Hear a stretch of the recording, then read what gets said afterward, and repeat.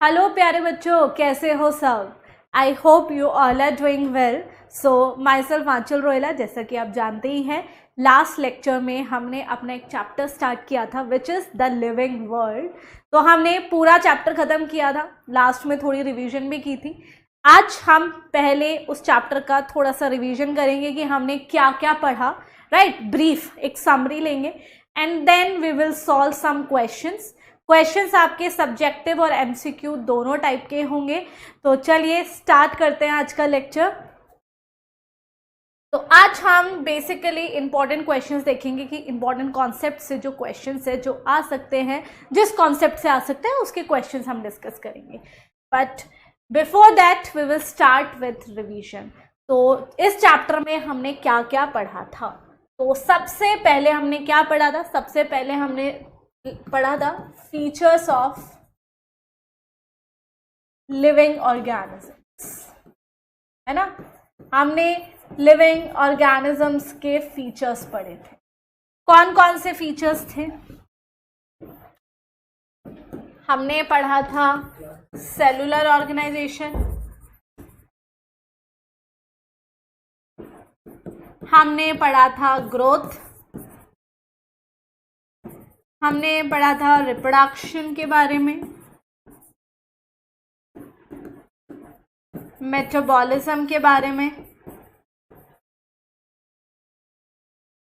है ना। एंड हमने पढ़ा था कॉन्शियसनेस के बारे में।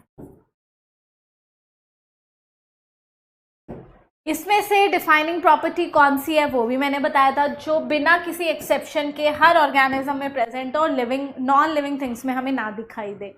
तो cellular organization, metabolism and consciousness, ये तीन आपकी डिफाइनिंग प्रॉपर्टी थी। बाकी रिप्रोडक्शन और ग्रोथ डिफाइनिंग प्रॉपर्टी नहीं है। नेक्स्ट हमने पढ़ा था अबाउट बायोडाइवर्सिटी। बच्चे याद हो आपको? बायोडाइवर्सिटी में हमने क्या पढ़ा था? हमने पढ़ा था कि लगभग 1.7 to 1 मिलियन स्पीशीज जो है वो रिपोर्ट की गई हैं by IUCN, international union of conservation of nature and natural resources. इसके बाद हमने देखा था कि इतनी सारी स्पीशीज को पढ़ने का क्या तरीका है। Taxonomy, the branch of science that deals with the principles and procedure of classification.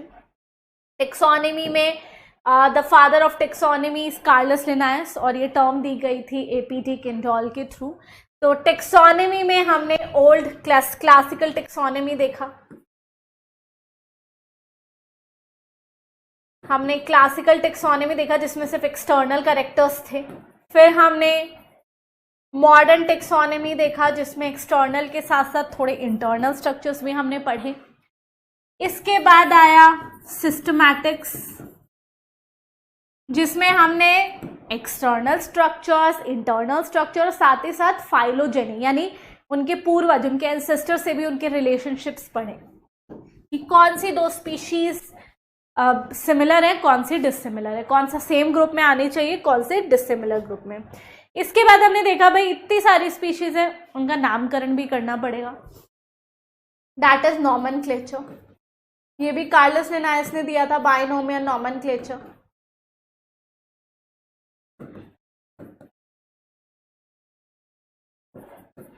है ना, बाइनोमियल नॉमेनक्लेचर दिया था कि 2 वर्ड से बना होगा। कार्लस लिनायस।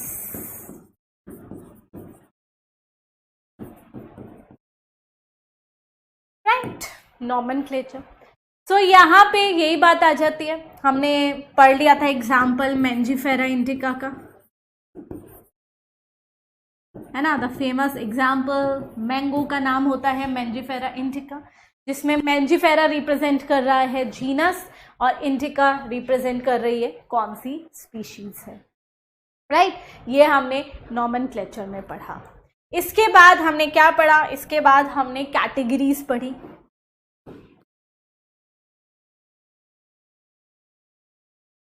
कैटेगरीज में बच्चे हमने 7 कैटेगरीज पढ़ी, है ना। कौन कौन सी? बार बार लिखवाती रहूंगी। Kingdom, phylum for animals and division for plants,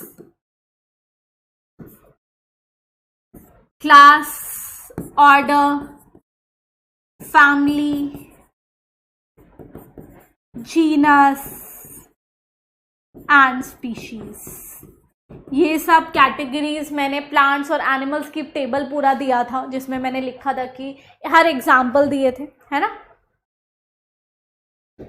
and इसके बाद हमने पढ़ा टेक्सोनॉमिकल एड्स। इसके बाद हमने टेक्सोनॉमिकल एड्स पढ़ा कि भाई कौन कौन सी टूल्स एंड टेक्निक्स हैं जिसकी हेल्प से हम स्पीशीज को पढ़ सकते हैं। That is herbarium, right. Herbarium में आपको क्या मिलेगा, herbarium sheets, next botanical gardens, next is zoological park, है ना। Botanical garden and zoological park मैंने आपको बताया था दोनों एक्स सीटू कंजर्वेशन है, यानी एक्स सीटू कंजर्वेशन मतलब होता है कि अपनी नेचुरल हैबिटेट से उनको बाहर निकाल के कहीं और ग्रो या फिर रखा जा रहा है। देन हमने पढ़ा था कीज के बारे में। कीज जो है वो स्टेटमेंट्स होती हैं, कार्ड्स होते हैं। आपकी दो स्टेटमेंट्स होगी, उसको हम कपलेट बोलते हैं, राइट। एक स्टेटमेंट को लीड बोलते हैं। एनालिटिकल होती है, यानी it requires lots of analysis. And इसके बाद हमने कुछ बुक्स पढ़ी थी। बुक्स में हमने देखा था क्या, फ्लोरा जो हमें हैबिटेट और डिस्ट्रीब्यूशन के बारे में बताता है, मैनुअल जो हमें आइडेंटिफिकेशन करवाता है, मोनोग्राफ जो हमें एक पर्टिकुलर ग्रुप के बारे में बताता है, एंड कैटलॉग जिसमें अल्फाबेटिकली स्पीशीज के नाम लिखे होते हैं विथ स्लाइड डिस्क्रिप्शन, कुछ डिस्क्रिप्शन लिखी हो, राइट। तो ऑल ओवर हमने ये सब पढ़ा था लास्ट लेक्चर में। तो आज हम जो स्टार्ट करने वाले हैं, हम इससे रिलेटेड क्वेश्चन सॉल्व करेंगे, important one. Okay, so are you guys ready हो, अच्छे से पढ़ के आए हो। मैं हर क्वेश्चन में आपको टाइम दूंगी ताकि आप पहले सॉल्व करो। चलिए, पहला क्वेश्चन है, which of the following is less general in characters as compare to the genus. Genus की कंपैरिजन में कौन सा लेस जनरल है? फर्स्ट क्वेश्चन, थोड़ा सा सोचना पड़ेगा लेकिन आ जाएगा क्वेश्चन, ट्राई करो। हर क्वेश्चन में 1 मिनट दूंगी।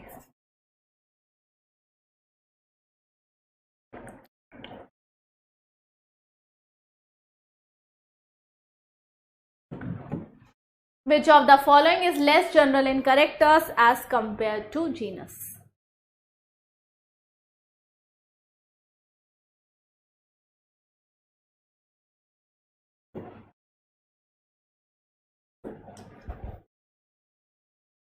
चलिए, पहले तो हम पूरा सीक्वेंस लिखते हैं, वो इंपॉर्टेंट है। मैं इसलिए बार बार लिख के बता रही हूँ कि आपको याद ही हो जाए, कोई मतलब ही ना हो, फिर आपको परेशानी ही ना हो। कोई भी क्वेश्चन पूछ ले आप, अरे ये क्वेश्चन तो मुझे आता है। Phylum, division, then class, order, family, genus and species.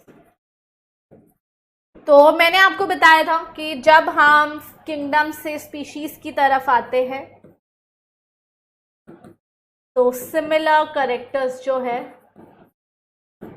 Increases, ठीक है। जब हम स्पीशीज से किंगडम की तरफ जाते हैं, जनरल कैरेक्टर इंक्रीजेस, ठीक है। तो क्वेश्चन में पूछा है which of the following is less general, तो यानी जीनस के कंपैरिजन में पूछा है। तो जीनस के कंपैरिजन में फैमिली जो होगी वो मोर जनरल होगी और ये लेस जनरल होगी। जनरल कैरेक्टर्स की बात करें, अगर सिमिलर की बात करें तो less similar and more similar. दोनों मैंने बता दिया, अगर सिमिलैरिटी पे भी क्वेश्चन आता है आप तब भी सॉल्व कर पाते। तो हमसे जनरल पूछा था तो आंसर हो जाएगा स्पीशीज। स्पीशीज में लेस जनरल कैरेक्टर्स होते हैं एज कंपेयर टू जीनस, साफ सीधी सी बात है। लास्ट लेक्चर में हम इसको पढ़ चुके थे, राइट। तो आंसर यहाँ पे आ जाएगा आपका स्पीशीज में जो है आपके लेस जनरल कैरेक्टर्स होते हैं एज कंपेयर टू जीनस। अगर इसी क्वेश्चन को पूछा होता कि सिमिलर कैरेक्टर्स किसके कम होंगे जीनस के कंपैरिजन में, तो तब फैमिली आंसर आ जाता, तब आंसर आ जाता फैमिली, ठीक है। तो क्वेश्चन अगर ये होता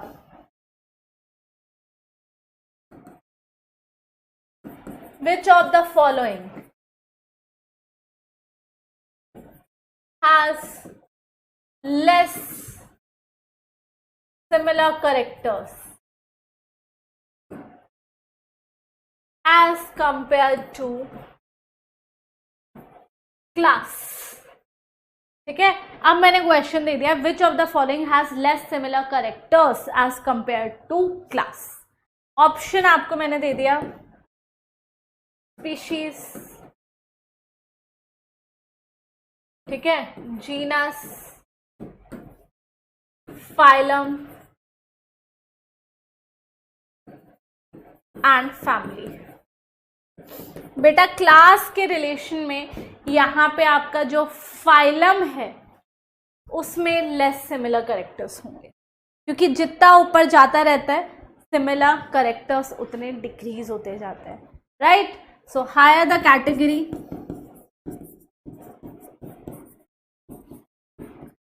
higher the category,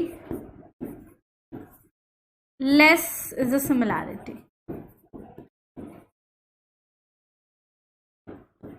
ठीक है। जितनी हायर कैटेगरी होगी उतने कम सिमिलैरिटी होगी, सिंपल सी बात है। Clear to everyone? सो ये आपका पहला क्वेश्चन था। नेक्स्ट आपका क्वेश्चन आता है कंसिडर द फॉलोइंग स्टेटमेंट। आपको दो स्टेटमेंट दी हैं।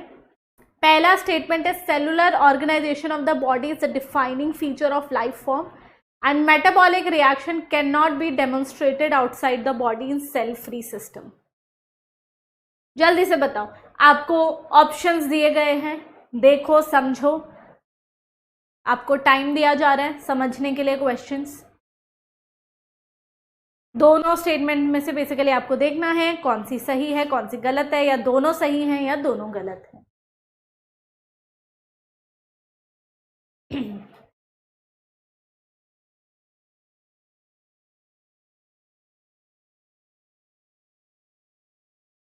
चलिए देखते हैं। Cellular organisation of a body is a defining feature of the life form. Yes बच्चे, presence of cell is a defining feature. Next है metabolic reaction cannot be demonstrated in cell free system. No, it can be.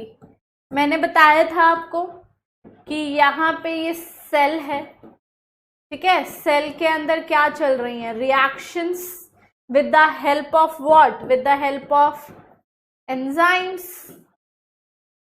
अब इन enzymes को क्या किया, isolate किया, isolation of enzymes, ठीक है, test tube में डाला। तो क्या टेस्ट ट्यूब में हम उसको कर सकते हैं? यस कर सकते हैं। इनको हम क्या बोलेंगे, इन विट्रो रिएक्शंस, या हम इनको बोलेंगे लिविंग रिएक्शंस, या हम इनको बोलेंगे आइसोलेटेड मेटाबॉलिक रिएक्शंस।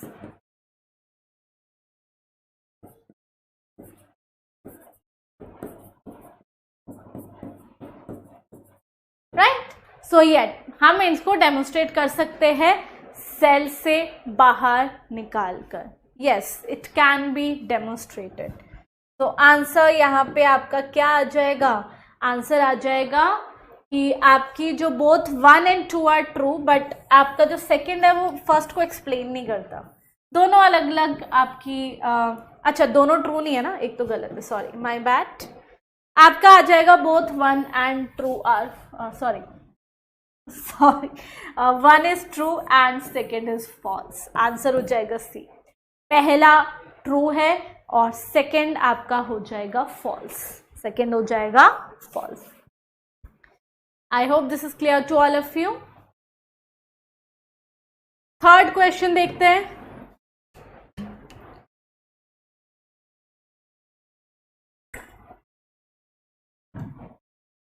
चलिए,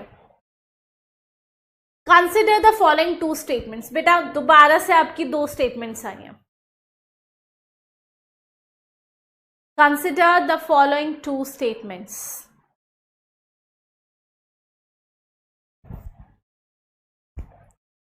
Higher the taxa, more are the characteristics that members within the taxon share, and lower the category, greater is the difficulty of determining the relationship to other taxa at same level. What do you think? क्या answer होना चाहिए इसका?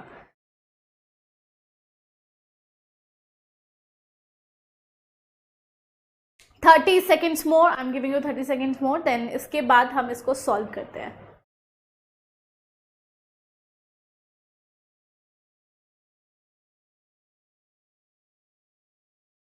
चलिए देखते हैं। इसमें लिखा है हायर द टेक्सा, यानी जितना ऊपर ग्रुप होगा, more are the characteristic that the members within taxon share.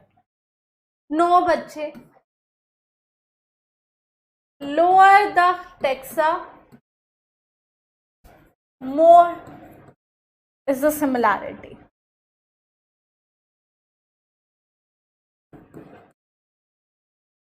जितनी लोअर कैटेगरी होगी, जितनी लोअर रैंक होगी, जितनी लोअर टेक्सा होगा, ग्रुप होगा, उतनी ज्यादा सिमिलैरिटी होगी। तो पहला गलत हो गया। दूसरा, lower the category greater is the difficulty of determining the relationship to other taxa at the same level. ना बच्चे, यहां पे हमने पढ़ा था higher the taxa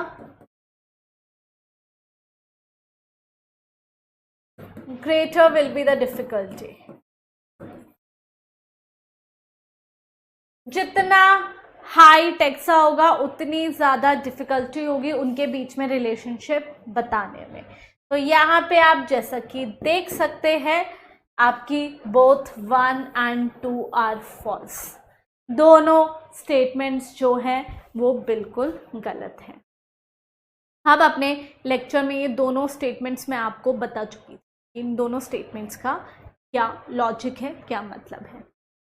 I hope this is clear to all of you.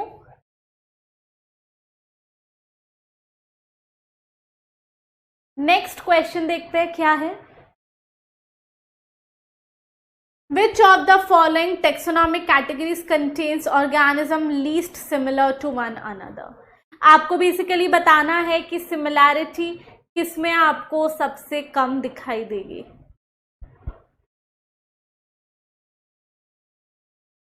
Which of the following taxonomic categories contains organism least similar to one another?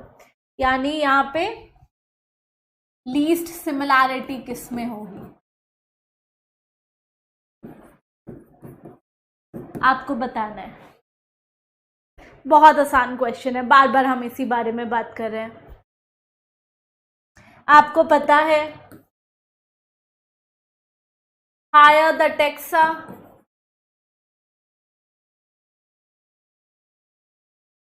मोर, और higher the category लिख दो। Higher the category more is the similarity. ठीक है, जितनी category होगी उतनी ज्यादा similarity होगी, जितनी हायर कैटेगरी होगी। तो क्लास, जीनस, फैमिली, स्पीशीज में से सबसे हायर कैटेगरी कौन सी होगी? क्लास। तो आंसर क्या हो जाएगा? क्लास। ठीक है, और सबसे ज्यादा सिमिलैरिटी आपको स्पीशीज में दिखाई देगी, फिर जीनस, फिर फैमिली, फिर ऑर्डर, फिर क्लास, फिर फाइलम, फिर किंगडम। किंगडम में सबसे कम सिमिलैरिटी दिखाई देगी। Clear to all of you? सबको ये चीज क्लियर है?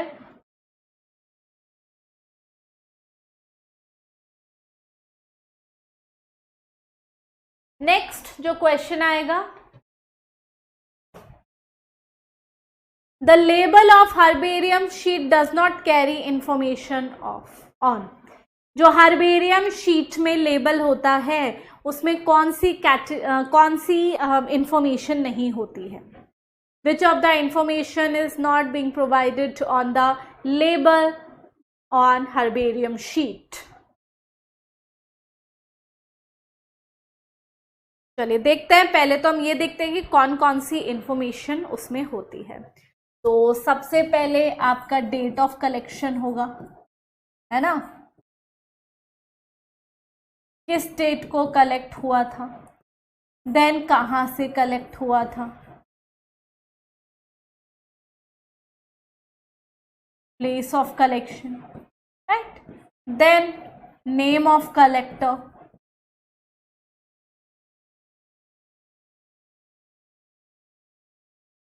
किसने कलेक्ट किया था, देन इंग्लिश नेम अगर कुछ है तो उसका,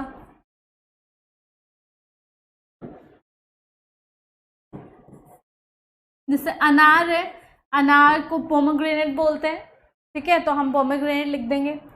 इसके बाद लोकल नेम, जहां से मिला है, ठीक है, जहां से उसको आइडेंटिफाई किया है, जहां से उसको लिया है, वहां पे लोकली उसको क्या बोला जाता है। End of course the botanical name या साइंटिफिक नेम,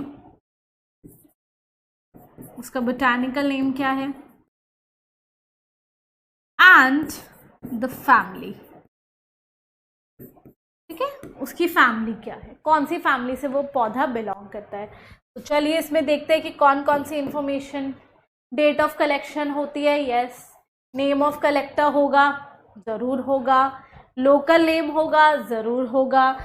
क्या हाइट ऑफ प्लांट होगा? नहीं। हाइट ऑफ प्लांट का क्या लेना देना ना, आंसर क्या हो जाएगा? डी। हाइट ऑफ प्लांट को मेंशन नहीं करते हैं लेबल में।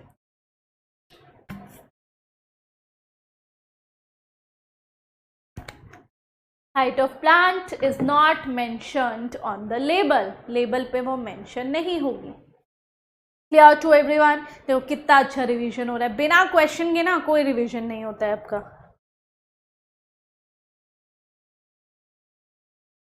नेक्स्ट है evolutionary history of an organism is known as. बहुत आसान है ये, तो आप कुछ चंद सेकंड में ही बता दोगे। चलो, जब हम इवोल्यूशनरी हिस्ट्री देखते हैं ऑर्गेनिज्म की, यानी हम देखते हैं कि वो कौन से एंसेस्टर से इवॉल्व हुए हैं।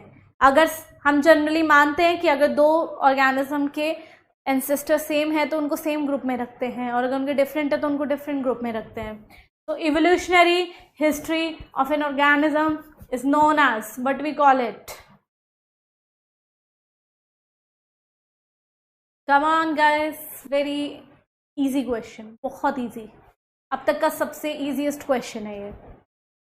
Yes, we call it phylogeny, हम उसको phylogeny कहते हैं। phylogeny आपका किस में कंसिडर हुआ था? सिस्टमैटिक्स में। सिस्टमैटिक्स में क्या होता है? आपकी मॉडर्न टेक्सोनॉमी होगी और आपकी फाइलोजेनी होगी। Modern taxonomy plus phylogeny, modern taxonomy और phylogeny. Next question, given below is the scientific name of mango, identify the correctly written name।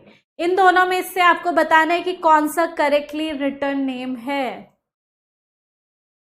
बहुत आसान है, रूल्स देख लेते हैं।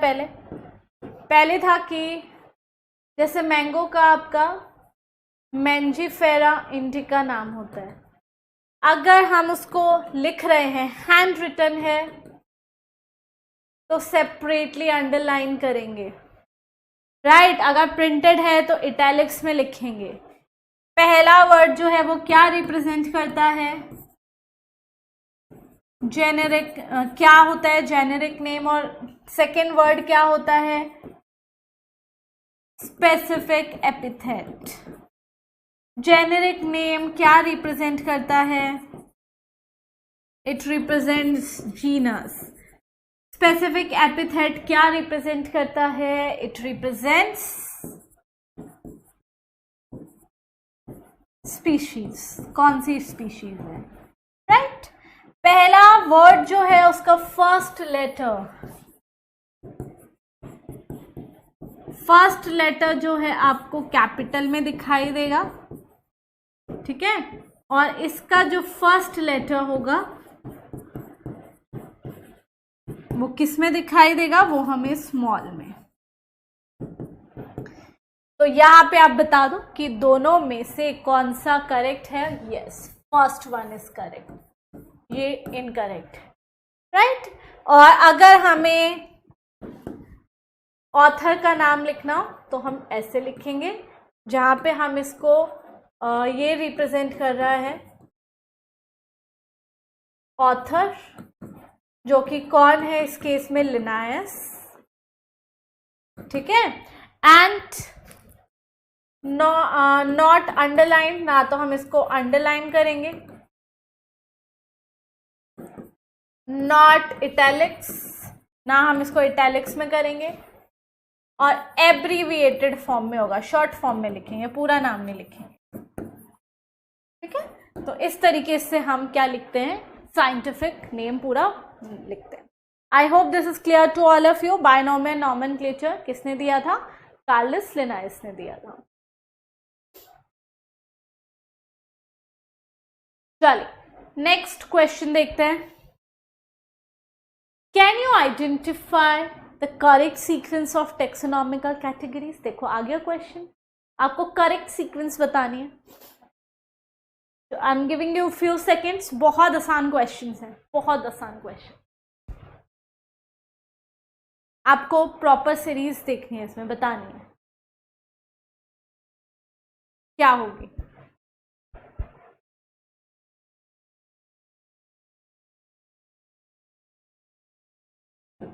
चलो यहाँ पे हम देखते हैं कि दैट इज किंगडम,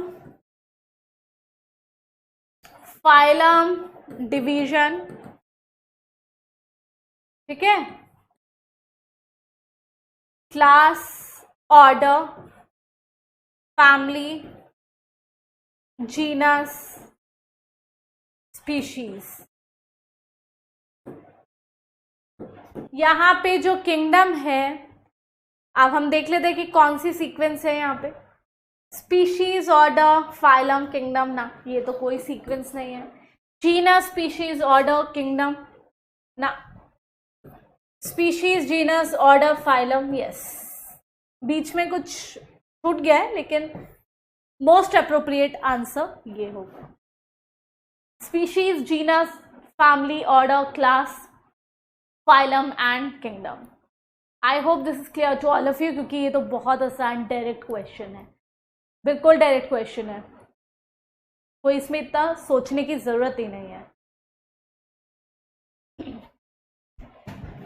नेक्स्ट देखते हैं कौन सा क्वेश्चन है। नेक्स्ट क्वेश्चन है, how is a keys helpful in identification and classification of organism? कैसे हेल्पफुल है की? क्या होती है की? बच्चे हमें पता है की जो है it is a taxonomical add that is used to identify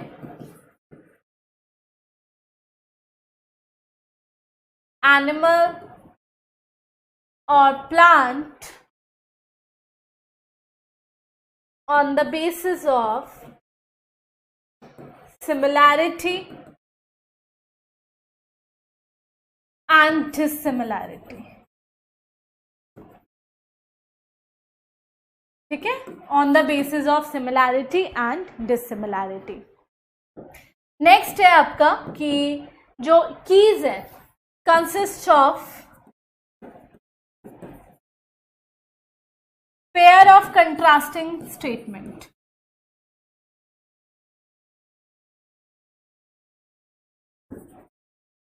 contrasting statements होंगी called as couplet,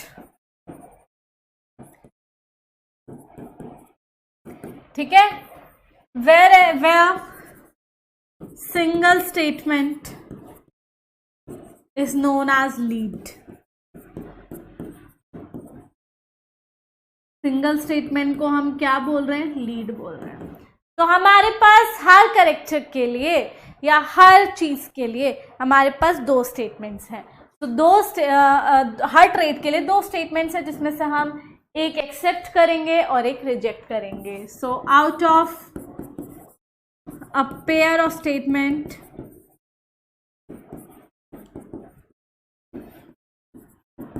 one statement is rejected and one is accepted.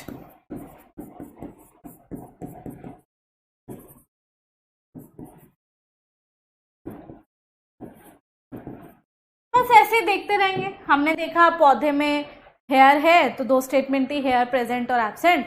हमने प्रेजेंट वाली को एक्सेप्ट किया, रिजेक्ट वाली को कर दिया। फिर आया लीफ कैसी अरेंज है। लीफ ऑल्टरनेट है या ऑपोजिट है, मॉर्फोलॉजी में आप पढ़ेंगे। तो हमने देखा कि हमारे में ऑल्टरनेट लीव्स प्रेजेंट है, तो हमने ऑल्टरनेट वाली स्टेटमेंट को एक्सेप्ट किया और ऑपोजिट वाली को रिजेक्ट कर दिया, same. So in the end we can say that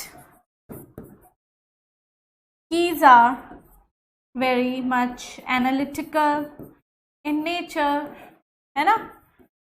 it requires lots of analysis, ध्यान से पढ़ना है, क्योंकि एक भी गलत स्टेटमेंट अगर आपने चूज कर ली तो आपकी गलत आइडेंटिफिकेशन हो जाएगी, बिल्कुल गलत आइडेंटिफिकेशन हो जाएगी, फिर वहां से आप वापस नहीं आ सकते।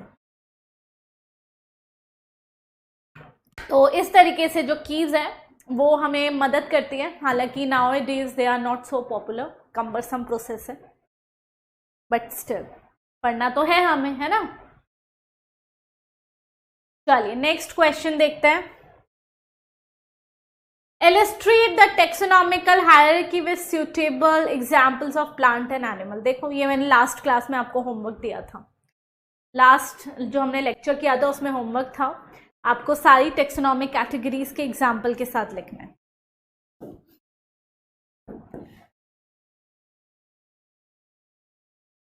कितनी बार हम ये सीक्वेंस लिख चुके हैं ना, kingdom, phylum and division, class, order, family, genus and species। ठीक है, तो यहाँ पे चलो, यहाँ पे मैं एनिमल लिख देती हूँ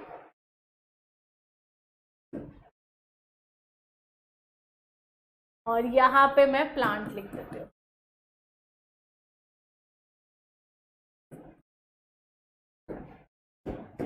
तो किंगडम में आपका आ गया किंगडम एनिमेलिया, ठीक है, और यहाँ पे आ गया आपका किंगडम प्लांटे। फाइलम में अगर एनिमल की बात करो तो चलो मैंने लिख दिया कॉर्डेटा, ठीक है, और प्लांट में डिवीजन में मैंने लिख दिया एंजियोस्पर्मी। क्लास में मैंने एनिमल में लिख दिया आपका क्या हो गया, मेमिलिया हो गया, और प्लांट में मैंने लिख दिया डाइकोटिलिडनी, है ना। ऑर्डर में मैंने एनिमल में लिख दिया लेट्स से आपने ऑर्डर में लिख दिया क्या बोलते हैं कार्निवोरा। प्लांट में मैंने लिख दिया ऑर्डर में आपका पोलिमोनियल्स। फैमिली में मैंने लिख दिया आपका होमिनिडी, जो हमारी होती है ह्यूमंस की। एंड प्लांट में चलो मैंने लिख दिया सोलेनेसी, आलू वाली फैमिली जो है ना। जीनस एनिमल में मैंने लिख दिया होमो, और प्लांट में मैंने लिख दिया सोलैनम। स्पीशीज मैंने लिख दिया एनिमल में होमोसेपियंस,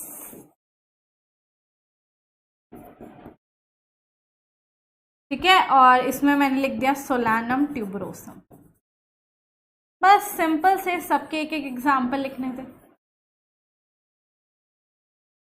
इसी तरीके से बढ़िया तरीके से आपको लिख डालना है ये सब, एक एक एनिमल का एग्जाम्पल और आपका एक एक हो गया प्लांट का एग्जाम्पल।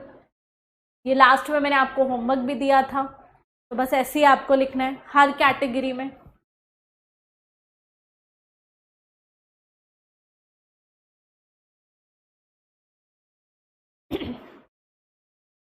तो दिस वाज अ क्वेश्चन। तो चलिए नेक्स्ट क्वेश्चन देखते हैं। नेक्स्ट क्वेश्चन है आपका, define and understand the following terms. ठीक है, फाइलम क्या है आपका, सबसे पहली बात आ गई। Phylum is group of related class. ठीक है, फाइलम जो है it is a group of related class that has more common characters than other classes. Class जो है it is a group of related orders. ठीक है, जितने भी रिलेटेड ऑर्डर्स होंगे उनका ग्रुप को हम क्लास बोलते हैं। Family is basically group of related genuses. ठीक है, जितने भी रिलेटेड जीनस होंगे जिनमें ज्यादा सिमिलैरिटी है उनको एक फैमिली में रख देंगे। Order is basically group of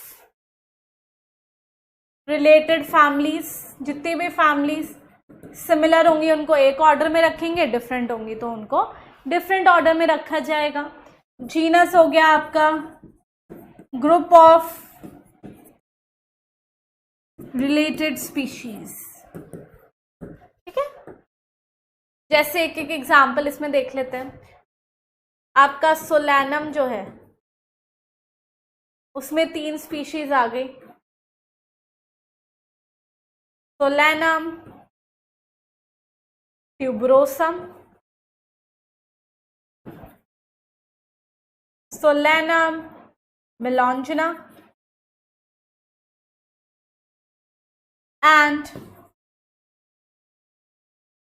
solanum nigrum.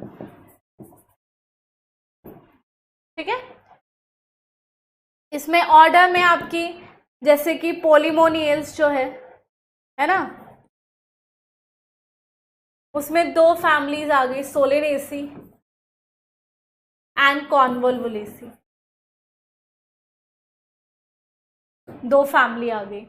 ठीक है, family is a group of related genus. जैसे फैमिली आपकी आ गई कैट फैमिली है ना, क्या होती है फेलिडी। डॉग फैमिली क्या होती है कैनिडी। तो कैट फैमिली में कैट आ गई, आपकी डॉग फैमिली में डॉग आ गया। तो ये सब एग्जाम्पल है जो हमने लास्ट लेक्चर में पढ़े थे। ये आपका क्वेश्चन था, आपको इसमें डिफाइन करनी है इनको।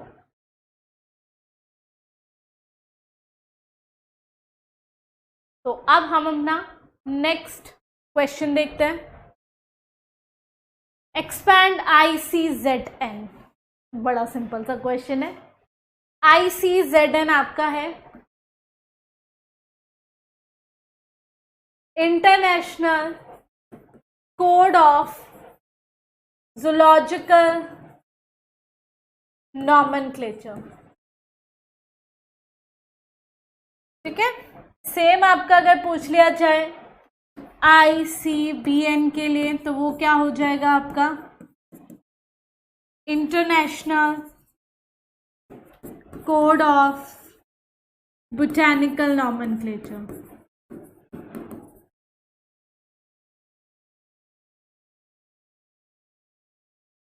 International code of botanical nomenclature. ICNB जो है आपका वो फॉर बैक्टीरिया है, ICNB प्लांट के लिए है और ICBN आपका हो जाएगा बैक्टीरिया के लिए। Is this clear to all of you? बहुत इजी सा चीज था। नेक्स्ट क्वेश्चन देख लेते हैं। Explain the different features of a living being. आपको डिफरेंट फीचर्स एक्सप्लेन करने हैं जो हमने सब पढ़े हैं। तो उसमें सबसे पहला क्या आ जाता है, सेलुलर ऑर्गेनाइजेशन। ठीक है, पहला फीचर आता है cellular organization. Yes it is a, हम बोल सकते हैं anything less than a cell does not ensure life. अगर सेल से कुछ कम हुआ तो वो जिंदा नहीं माना जाएगा, लाइफ नहीं है उसमें। तो यहाँ पे yes it is a defining feature, cell का होना डिफाइनिंग फीचर होता है। इसके बाद हमने ग्रोथ पढ़ा।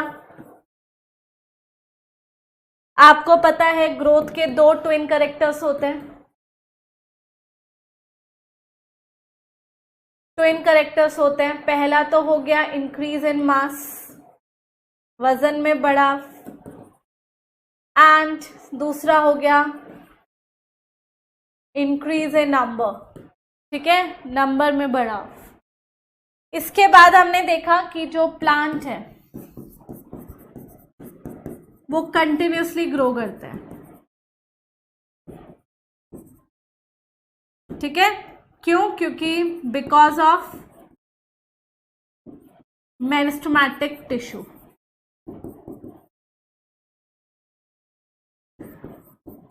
जो एनिमल्स हैं they grow up to a certain age, वो एक सर्टेन एज तक ही ग्रो करते हैं, ठीक है। इसके बाद दो टाइप की ग्रोथ थी, इंटरनल एंड एक्सटर्नल। इंटरनल जो है वो लिविंग बीइंग शो करेंगे, और जो एक्सटर्नल है वो नॉन लिविंग बीइंग शो करेंगे, sorry non living thing, right. सो हम ओवरऑल बोल सकते हैं, क्योंकि ये लिविंग नॉन लिविंग थिंग में भी हमें दिखाई दे रहा है, तो ओवरऑल जो ग्रोथ है is not a defining feature, it is not a defining feature, वो डिफाइनिंग फीचर नहीं है, ठीक है, it is not a defining.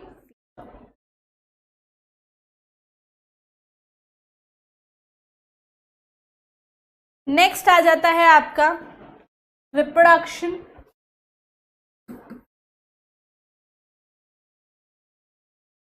Reproduction में मैंने आपको बोला था कि as it is absent in, मतलब क्योंकि बहुत सारे ऑर्गेनिज्म में एब्सेंट भी होता है, एब्सेंट इन सम ऑर्गेनिजम्स, तो इसकी वजह से क्या है, it is not a defining feature, ठीक है। किस किस में एब्सेंट है वो मैंने एग्जाम्पल भी आपको बताए थे, म्यूल हो गया, खच्चर, वर्कर भी, ठीक है। एंड थर्ड कौन सा हो गया आपका, थर्ड हो गया आपका infertile human couple,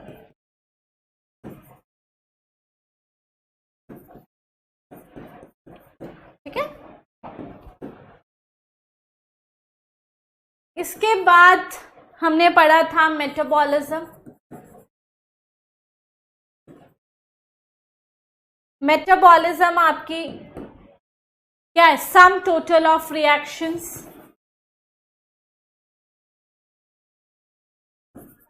sum total of all the reactions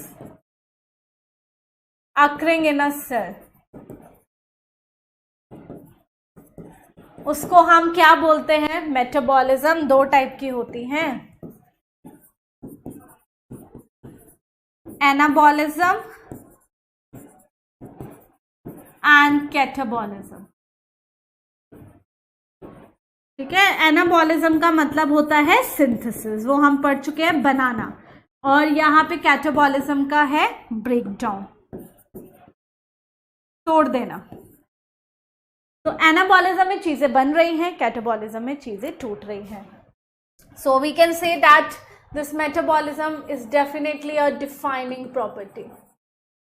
इसके बिना कुछ नहीं है भाई, हर ऑर्गेनिज्म में होता है, चाहे वो बैक्टीरिया है, फंजाई है, चाहे हम हैं, चाहे प्लांट है, हर ऑर्गेनिज्म में आपको क्या देखने को मिलेगा? आपको देखने को मिलेगा मेटाबॉलिज्म। फिफ्थ आ गया आपका कॉन्शियसनेस। कॉन्शियसनेस मतलब अवेयर ऑफ द सराउंडिंग और उसके लिए रिस्पॉन्स करना। Yes, it is a defining property. ये एक डिफाइनिंग प्रॉपर्टी है, ठीक है। इसके बिना भी कोई लिविंग बीइंग नहीं सरवाइव कर सकता। इसके बाद बात आती है सेल्फ कॉन्शियसनेस की। अवेयर अबाउट द सराउंडिंग, जो सिर्फ और सिर्फ आपको किस में मिलेगी? ह्यूमंस में मिलेगी। तो self consciousness is basically not a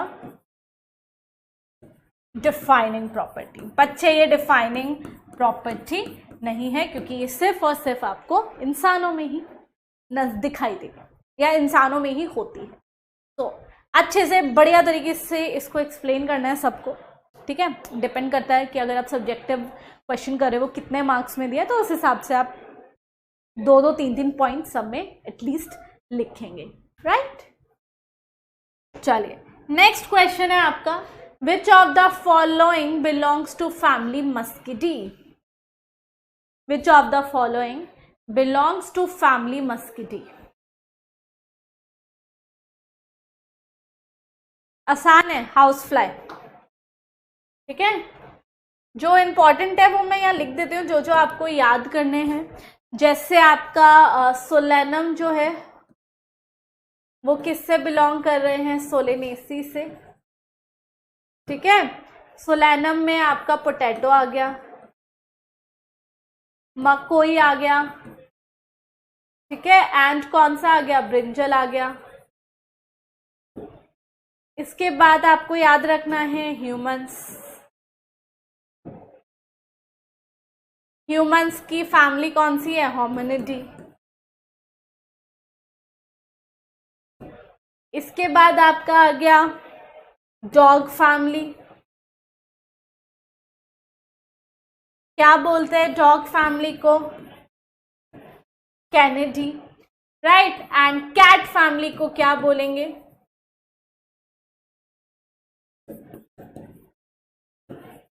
Felidae, है ना। एंड और किसके आपको याद रखना है? वीट की जो फैमिली है वो क्या होगी? पोएसी। एंड मैंगो की जो फैमिली है वो है आपकी एनाकार्डिएसी, ठीक है। ये एटलीस्ट आपको याद रखनी है। I hope this is clear to all of you. तो हाउस फ्लाई की जो फैमिली है वो है आपकी मस्किडी। नेक्स्ट क्वेश्चन देखते हैं।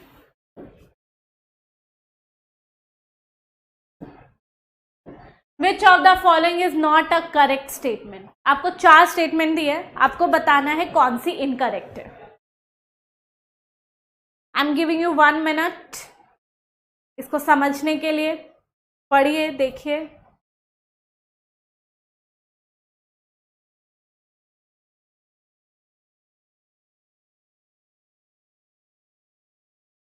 आपको 4 स्टेटमेंट दिए, आपको बताना है कि कौन सी करेक्ट नहीं है।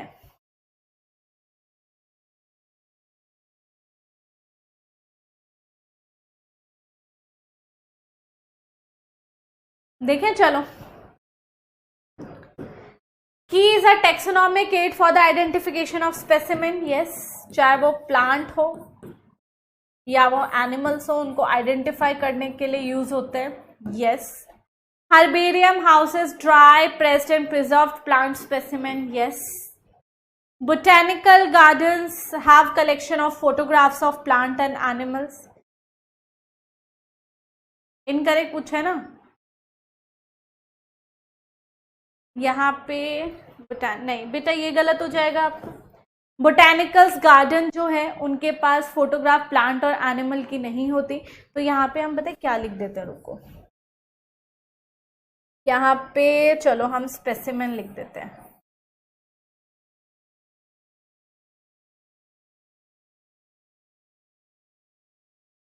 चलो, ये तो करेक्ट ही हो गया। यहाँ पे चलो मैं स्पेसिमेन लिख देती हूँ,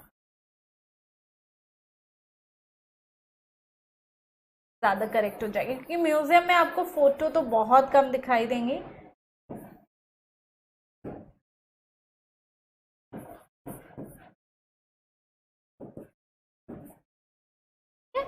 तो आपका जो करेक्ट हो जाएगा, जो इनकरेक्ट होगा, नॉट करेक्ट पूछा है ना, तो वो सी हो जाएगा। बोटैनिकल गार्डन्स में बच्चे आपके लिविंग प्लांट्स होते हैं,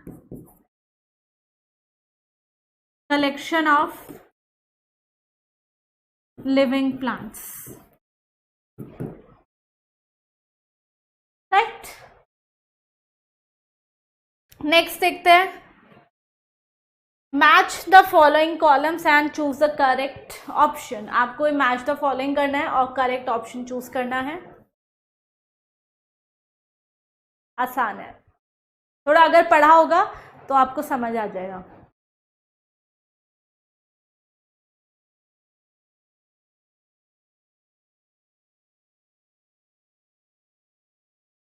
डिप्टेरा जो है आपका वो ऑर्डर है किसका, हाउस फ्लाई का,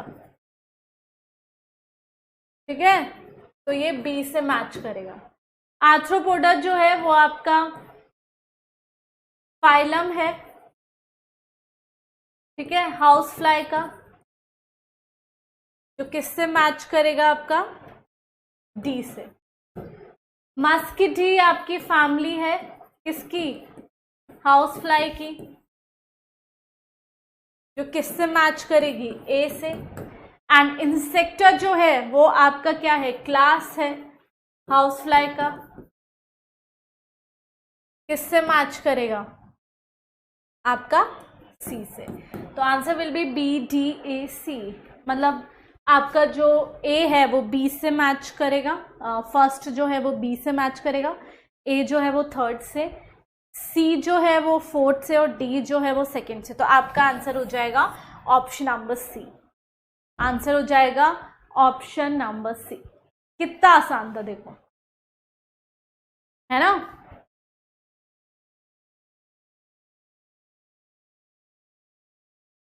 चलिए कुछ मैं मैच द फॉलोइंग आपको और कर लेते हैं।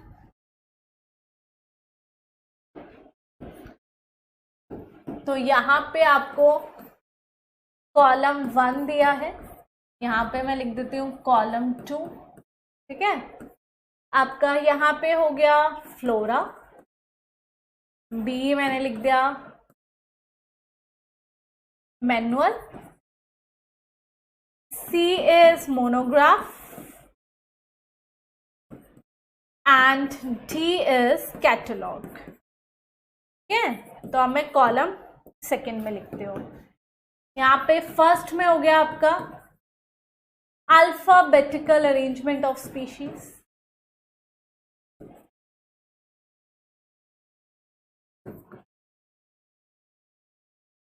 ठीक है।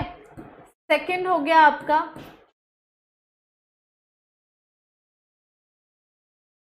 Information about habitat and distribution,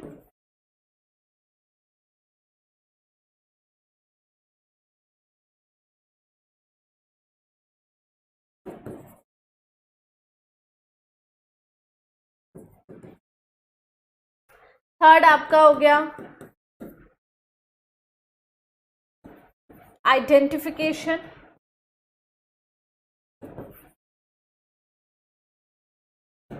and fourth मैंने लिख दिया information about one tax on.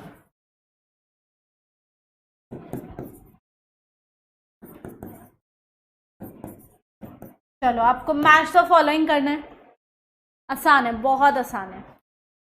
You have to match column 1 to column 2।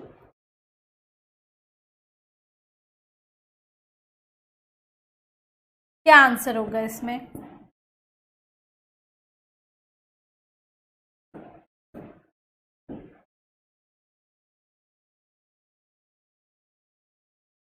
Flora जो है वो किससे मैच होगा, फ्लोरा आपको हैबिटेट और डिस्ट्रीब्यूशन के बारे में बताता है सेकंड से। मैनुअल किससे होगा, वो आपको एक ग्रुप के बारे मोनोग्राफ सॉरी मैनुअल जो होगा वो आपको आइडेंटिफिकेशन में मदद करेगा, बी।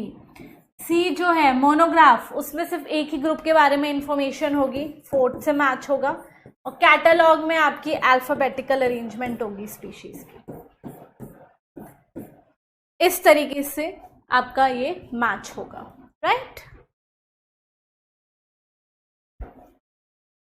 एक और क्वेश्चन करते हैं ऐसे ही, मतलब मैच द फॉलोइंग नहीं, but let's do one more question. Question है, write down the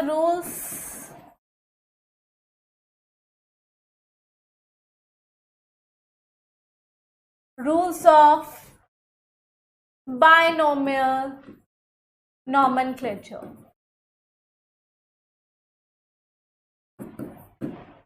Write down the rules of binomial nomenclature. आपको binomial nomenclature के रूल्स लिखने हैं। 1 मिनट आपको दे रही हूं, पहले आप लिखो, फिर मैं यहां पे लिखूंगी।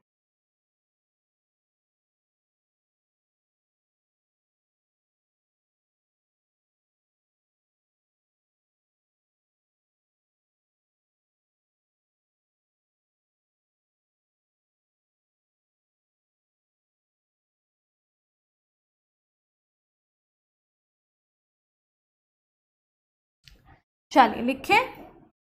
पहला होगा कि आपका जो नेम है consist of 2 words, right.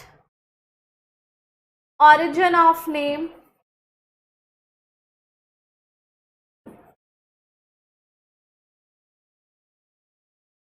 is Latin. If not Latin,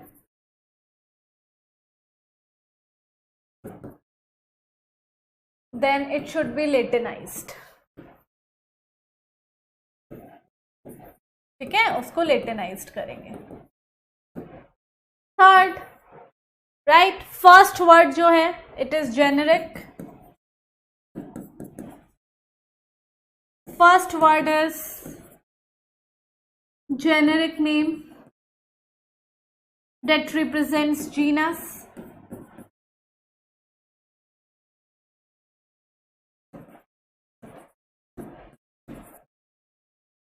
Second word is specific epithet that represents species.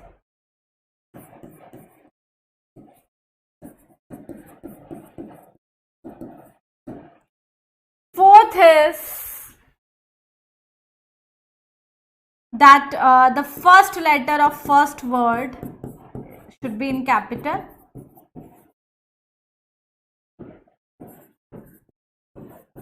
Generic name should be capital.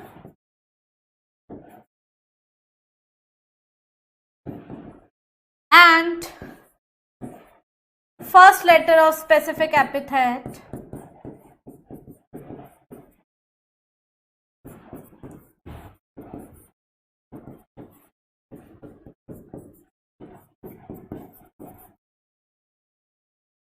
should be small, right? Example लिख लेते हैं यहाँ पे, the famous example which is Mangifera indica.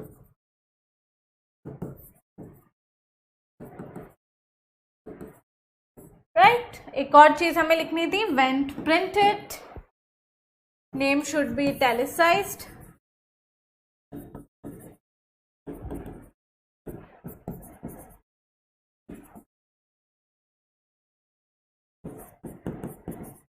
Italicized. And when handwritten,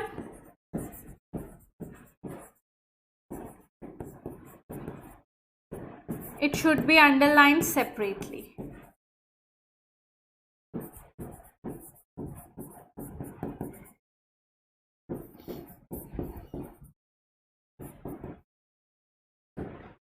Right?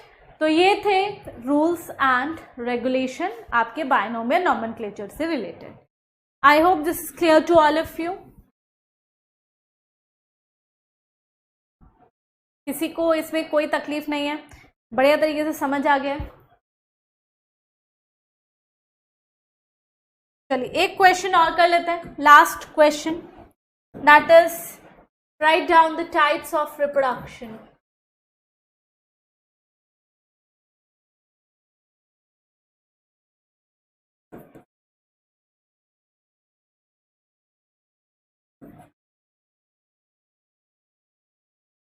Right down the two types of reproduction.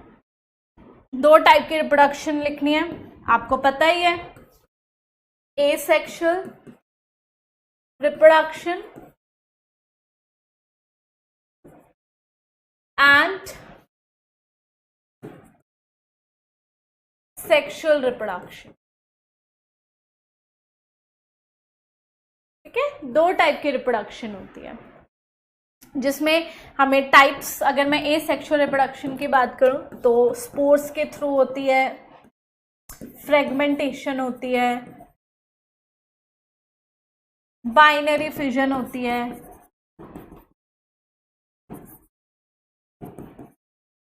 Budding होती है, right, regeneration होता है, vegetative propagation होता है। प्लांट में जब होता है तो उसको वेजिटेटिव प्रोपगेशन बोलते हैं। एक एक एग्जाम्पल लिख लेते हैं, आज के लिए हमारा लास्ट क्वेश्चन होगा। स्पोर्स में एग्जाम्पल आ गया आपका एल्गी, फंजाई में स्पोर्स के थ्रू एसेक्सुअल रिप्रोडक्शन होती है, फ्रेगमेंटेशन में एग्जाम्पल आ गया फंजाई, बाइनरी फिजन में एग्जाम्पल आ गया अमीबा, बडिंग में एग्जाम्पल आ गया ईस्ट हाइड्रा, रीजनरेशन में एग्जाम्पल आ गया प्लेनेरिया, और वेजिटेटिव प्रोपगेशन आपका प्लांट्स के लिए होता है, राइट। तो ये सब हम लास्ट लेक्चर में पढ़ चुके थे। I hope this is clear to all of you. तो आज के लिए हम अपना लेक्चर जो है वो यहीं एंड करते हैं। आई होप सबको सारे क्वेश्चंस जो हैं वो बढ़िया तरीके से आपको समझ आ गए हैं। तो अभी होमवर्क आपका है कि आपको क्या करना है। आपके लिए होमवर्क है, राइट, आप लिखेंगे, राइट डाउन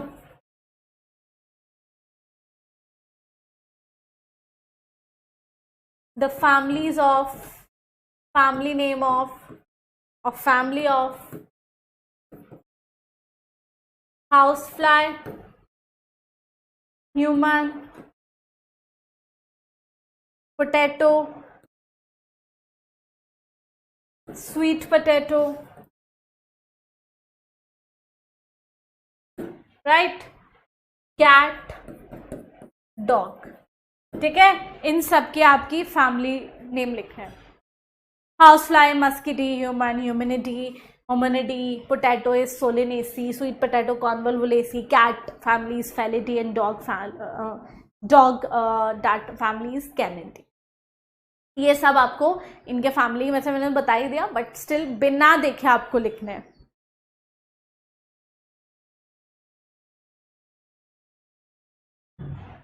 तो चलिए, धन्यवाद, आपने इतना सुना, राइट। तो यहाँ पे हमने लिविंग वर्ल्ड के जो इम्पोर्टेंट क्वेश्चंस थे वो हमने डिस्कस किए। अब हम आपसे मिलेंगे नेक्स्ट लेक्चर में। तो नेक्स्ट लेक्चर के लिए तैयार हो जाइए, और भी इंटरेस्टिंग होने वाला है। इतने आप अपना ध्यान रखिए। Take care, bye bye.